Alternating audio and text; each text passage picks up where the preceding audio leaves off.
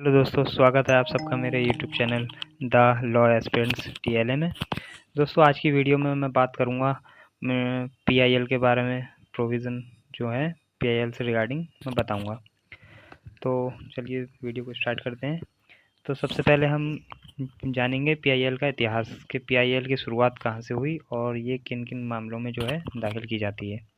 तो दोस्तों, जो जनहित याचिका जिसे हम पीआईएल बोलते हैं, उसकी अवधारणा या उत्पत्ति या विकास कह सकते हैं, जो हुआ था वो अमेरिका में हुआ था। 1960 के दशक में शुरुआत हुई थी इसकी। और दोस्तों, इसमें पीआईएल के जो वो हैं, इससे इस तथ्य के आलोक में शुरू किया गया था कि कानूनी सेवाएं प्रदान करने वाले बाजार आबादी के महत्वपूर्ण भागों एवं महत्वपूर्ण हितों को अपनी सेवाएं देने में विफल रहते हैं। उन तथ्यों में ये जो है पीआईएल की शुरुआत की गई थी उन मामलों के लिए, जिसमें आते हैं हमारे गरीबी, पर्यावरणवादी, उपभोक्ता, प्रजातीय एवं निर्जातीय अल्पसंख्यक तथा अन्य। इतने क्राइटेरिया हैं जिनमें पीआईएल के रिगार्डिंग हम प्रोविज़न देखते हैं। आगे बढ़ते हैं। तो दोस्तों, बात करते हैं भारत में जनहित याचिका की। तो सबसे पहले हम बात करते हैं भारत में जनहित याचिका या पीआईएल सर्वोच्च न्यायालय की न्यायिक सक्रियता का एक उत्पाद है, यानी प्रोडक्ट है, जो सुप्रीम कोर्ट की न्यायिक सक्रियता का, जुडिशियल एक्टिविज्म का। तो दोस्तों, इसकी शुरुआत जो हुई थी भारत में वो 1980 के दशक के मध्य में हुई थी, जो कि तत्कालीन न्यायमूर्ति वी.आर. कृष्ण अय्यर तथा न्यायमूर्ति पी.एन. भगवती पीआईएल की अवधारणा के प्रवर्तक रहे हैं भारत में। भारत में अगर पीआईएल की बात की जाती है तो इन दो न्यायाधीशों को या न्यायमूर्तियों को ज़रूर याद किया जाता है, जिनमें वी.आर. कृष्ण अय्यर जी हैं और न्यायमूर्ति पी.एन. भगवती जी हैं। और दोस्तों, इनको पी.एन. भगवती जी को ही भारत में पीआईएल का जनक या फादर ऑफ पीआईएल कहा जाता है। और एक नाम है दोस्तों के कपिला हिंगोरानी। कपिला हिंगोरानी, इनको अक्सर जो है हम जनहित जननी के नाम से जानते हैं, जनहित याचिकाओं की जननी। कपिला हिंगोरानी को जनहित याचिकाओं की जननी के नाम से जाना जाता है, क्योंकि उन्होंने ही जो है पहली बार पीआईएल दायर की थी 1979 के टाइम पे।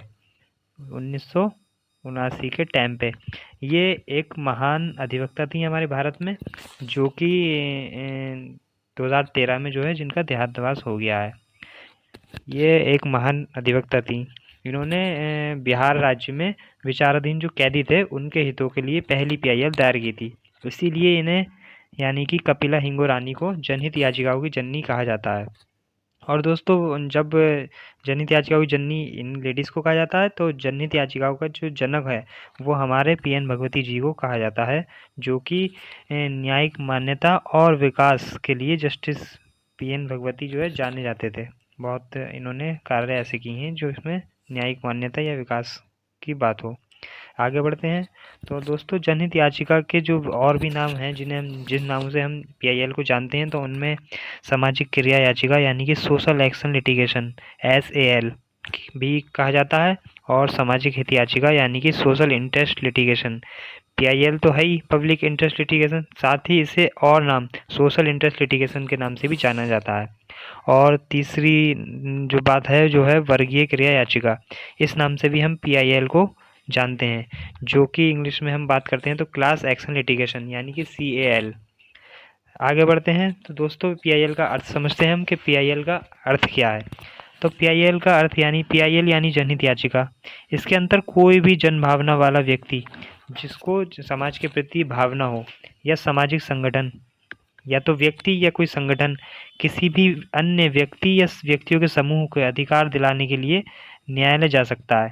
पीआईएल जनहित याचिका उसे कहते हैं। अगर वे व्यक्ति या समूह निर्धनता, अज्ञान, निर्धनता मतलब गरीबी, अज्ञान मतलब नॉलेज ना होना, तथा अपना अथवा अपनी सामाजिक आर्थिक रूप से प्रतिकूल दशाओं के कारण, मतलब ऐसी दशाओं के कारण जिनके लिए वो गरीबी के कारण या अपनी नॉलेज के बेस पे या फाइनेंशियल जो कैपेबल नहीं है कोर्ट जाके अपना उपचार लेने के लिए, तो उनके लिए जो है ये कोर्ट जाके पीआईएल दायर कर सकता है कोई भी व्यक्ति।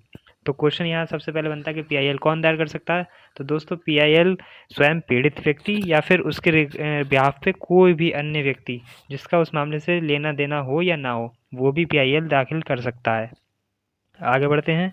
तो सर्वोच्च न्यायालय की बात करते हैं तो सर्वोच्च न्यायालय ने पीआईएल के लिए जो परिभाषा दी थी उस परिभाषा को हम देखते हैं तो सर्वोच्च न्यायालय ने पीआईएल को इस प्रकार परिभाषित किया है। सर्वोच्च न्यायालय यानी कि माननीय सुप्रीम कोर्ट ने हमारे पीआईएल को जो परिभाषित किया है वो ये किया है कि एक विधि न्यायालय में सार्वजनिक हित अथवा सामान्य हित, सार्वजनिक हित या सामान्य हित बात है कि जैसे सार्वजनिक हित जिसमें लोक कल्याण का हित जुड़ा हो, जो सामान्य हित है मतलब सभी लोगों पे बराबर हित रखता हो, जिनमें जनता या किसी समुदाय के वर्ग का आर्थिक हित मतलब जिसमें आर्थिक हित भी समाहित है, ऐसा सार्वजनिक हित जिसमें आर्थिक हित भी हो अथवा ऐसा कोई हित जुड़ा है या उसके अन्य कोई हित जुड़ा हो जिसके कारण उनके कानूनी अधिकार अथवा दायित्व प्रभावित हो रहे हों, जिन पर मतलब उनके कानूनी अधिकारों पे जो उन्हें लीगल राइट्स हैं उनके लीगल राइट्स वायलेट्स हो रहे हैं या उन पे ऐसा इफेक्ट पड़ रहा है जिनसे उनका हनन हो रहा है कि उन मामलों में कानूनी कार्रवाई शुरू करना, ये जो है पीआईएल है according to Supreme Court of India. ये परिभाषा माननीय सर्वोच्च न्यायालय ने दी है पीआईएल के रिगार्डिंग। चलिए आगे बढ़ते हैं। तो अब देखते हैं हम वे मामले जिनमें पीआईएल दाखिल की जा सकेगी। तो दोस्तों सबसे पहले आता है बंधुआ श्रमिक यानी कि ऐसा श्रम कराना बंधुआ जिसके लिए हम काम तो ले रहे हैं उससे लेकिन उसका परितोष उसे नहीं दे रहे हैं तो उसे बंधुआ श्रमिक बोलते हैं। ऐसा मतलब मजदूर जिसको हम काम तो करा रहे हैं लेकिन उसके लिए उसे श्रम नहीं दे रहे हैं, कोई मतलब भुगतान नहीं कर रहे हैं उस सर्विस का जो हम ले रहे हैं, तो वो बंधुआ मजदूरी कहलाता है जो कि पीआईएल के दायरे में आता है। दूसरा आता है उपेक्षित बच्चे, जो बच्चे मतलब कम उम्र में ही काम पे लगा दिए जाते हैं, इस टाइप के उपेक्षित बच्चे, इन मामलों में भी हम पीआईएल दाखिल कर सकते हैं। और तीसरा आता है श्रमिकों को न्यूनतम मजदूरी ना मिलना, जैसे श्रमिकों को काम भी करा रहे हो, एक तो मजदूरी नहीं देना जो बंधुआ मजदूरी हो गई, ठीक है, दूसरा मजदूरी तो दे रहे हैं लेकिन उतनी नहीं दे रहे हैं जितनी उन्हें देनी चाहिए अकॉर्डिंग टू वेजेस एक्ट के, हमारे जो भारतीय कानून है न्यूनतम मजदूरी अधिनियम उसके अकॉर्डिंग भी हमें जो है श्रमिक देने में विफल हो रहा है अगर कोई, तो उसके खिलाफ भी हम पीआईएल दाखिल कर सकते हैं श्रमिकों के हित के लिए। और अगला देखते हैं तो जेलों में उत्पीड़न की शिकायत के मामले में भी हम पीआईएल दाखिल कर सकते हैं और पुलिस द्वारा उत्पीड़न के खिलाफ भी याचिका दे सकते हैं। मान लो कोई पीड़ित व्यक्ति जो थाने अपनी किसी संज्ञेय अपराध की जो उसके खिलाफ हुआ है उसकी एफआईआर कराने गया लेकिन पुलिस अधिकारी उस एफआईआर को करने से मना कर रहा है, तो उस उत्पीड़न को या कोई मतलब पुलिस कस्टडी में किसी व्यक्ति को टॉर्चर किया जा रहा है, अननेसेसरी रिस्ट्रेन किया जा रहा है, तो इन मामलों में भी हम पीआईएल दाखिल कर सकते हैं।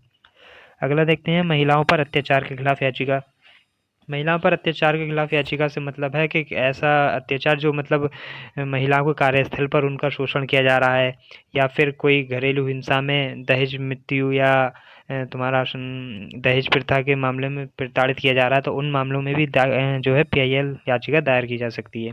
और दंगा पीड़ितों के लिए भी याचिका। दोस्तों इसके इन मामलों के अलावा भी कई और मामले हैं जो मैं अपनी वीडियो में जो है जोड़ नहीं सका, उन मामलों में ही पीआईएल दाखिल की जाती है। इनके अलावा भी और मामले ऐसे हैं जिनमें पीआईएल दाखिल की जाती है। तो अब आगे देखते हैं हम कि ऐसे मामले जिनमें पीआईएल दाखिल नहीं की जा सकती या नहीं की जा सकेगी। तो दोस्तों इसमें आ गया पहला मकान मालिक या किराएदार के मामले। कोई मकान मालिक या उसका किराएदार का कोई आपसी मैटर है किराए को लेके या किसी और बात को लेके, तो उस मामले के रिगार्डिंग हम पीआईएल दाखिल नहीं कर सकते क्योंकि वो उनके आपस का मामला है, उसमें किसी भी सार्वजनिक हित या सामान्य हित का हनन या अतिक्रमण नहीं हो रहा है। दूसरा आता है सेवा संबंधी मामले। सेवा संबंधी मामले में हम ले सकते हैं कि होटल में हम जा रहे हैं, सर्विस ले रहे हैं, तो हम खुद की और हमारे होटल वाले जो जहाँ भी हम सेवा ले रहे हैं उसका आपस का मामला है, इसलिए वहाँ भी पीआईएल दाखिल नहीं कर सकते। तीसरा पेंशन तथा ग्रेच्युटी से संबंधित मामले में भी हम पीआईएल नहीं दाखिल कर सकते। मेडिकल तथा अन्य शैक्षिक संस्थानों में इनरोल कराने के लिए, नामांकन कराने के लिए भी हम पीआईएल दाखिल नहीं कर सकते। या फिर जल्द सुनवाई के लिए हाई कोर्ट या सबऑर्डिनेट कोर्ट्स यानी अधीनस्थ न्यायालयों में भी दाखिल याचिकाएं, ऐसी याचिकाएं मतलब जिनके लिए हम पीआईएल दाखिल नहीं कर सकते।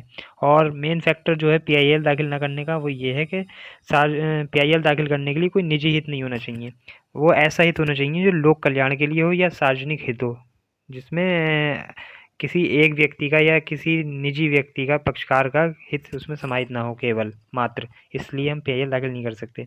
पीआईएल केवल सार्वजनिक हित के मामलों में ही दाखिल की जा सकती है। तो दोस्तों पीआईएल से संबंधित महत्वपूर्ण हम न्यायिक निर्णयों की बात करेंगे तो सबसे पहला जो पीआईएल का निर्णय था भारत में वो हुसैन आरा खातून बनाम बिहार राज्य, जो कि 1979 में हुआ था। ये भारत की पहली प्रमुख जनहित याचिका थी। जो ये हुसैनारा खातून मामला जो था, इसकी ये पहला ऐसा मामला था जो पीआईएल के रिगार्डिंग आया था, जिससे जेलों में बंद विचाराधीन कैदियों को रिहा कराया गया। ये मैंने अभी बताया था कि जो कि बताया था अभी कपिला हिंगोरानी को अक्सर जनहित याचिका जन्नी इसीलिए कहा जाता है क्योंकि ये वही केस है जिसमें उन्होंने याचिका दायर की थी विचाराधीन कैदियों के लिए बिहार में जो जेल में बंद थे। दूसरा मामला आता है विशाखा बनाम राजस्थान राज्य। ये बहुत लीडिंग केस है सेक्सुअल हैरेसमेंट एट वर्कप्लेस का, जिसमें कार्यस्थल पर महिलाओं के यौन उत्पीड़न को रोकने के लिए माननीय सर्वोच्च न्यायालय ने जरूरी दिशा निर्देश जारी किए थे। तीसरा और सबसे महत्वपूर्ण जो पीआईएल का मामला है वो है एमसी मेहता बनाम भारत संघ। ये इस केस के अलावा भी कई ऐसे मामले हैं जो इसी नाम से जाने जाते हैं, जो गंगा प्रदूषण, ताजमहल की सुरक्षा और दिल्ली में सीएनजी वाहनों को अनिवार्य करने जैसे पर्यावरण मामलों में अहम फैसले आए हैं एमसी मेहता और भारत संघ नाम के वाद से। इस नाम के कई वाद हैं जो इन मामलों में डील करता है। ये पीआईएल से संबंधित एक मुख्य जो है केस है। और इसके आगे आता है बंधुआ मुक्ति मोर्चा बनाम भारत संघ। ये 1984 का वाद है, जिसमें पत्थर खदानों में बंधुआ मजदूरी की मुक्ति और पुनर्वास से संबंधित ये मामला था, जो कि हमारे 1984 में माननीय सर्वोच्च न्यायालय द्वारा निर्धारित किया गया था। और इस वीडियो का अंतिम और आखिरी केस की बात करते हैं तो यह है ओल्गा टेलिस बनाम बॉम्बे राज्य नगर निगम, मतलब बॉम्बे नगर निगम, municipal corporation of Bombay, MCB. ये 1985 का केस है, जिसमें माननीय सर्वोच्च न्यायालय ने फुटपाथ पर रहने वालों को बेदखल करने के खिलाफ जीविका के अधिकार, राइट टू लिवलीहुड को मौलिक अधिकार माना गया था आर्टिकल 21 के अकॉर्डिंग। ये बहुत लीडिंग केस है पीआईएल का, और हम आर्टिकल 21 जब कॉन्स्टिट्यूशन में पढ़ते हैं वहाँ भी हम इन सारे केसों की चर्चा करते हैं। ये बहुत लीडिंग केस हैं कॉन्स्टिट्यूशन के रिगार्डिंग भी और पीआईएल के रिगार्डिंग भी। दोस्तों वीडियो पसंद आई हो तो लाइक करो, कमेंट करो और अपने दोस्तों में शेयर करो, और चैनल को सब्सक्राइब करना ना भूलें ताकि मेरी आने वाली वीडियो आपको मिलती रहे। धन्यवाद।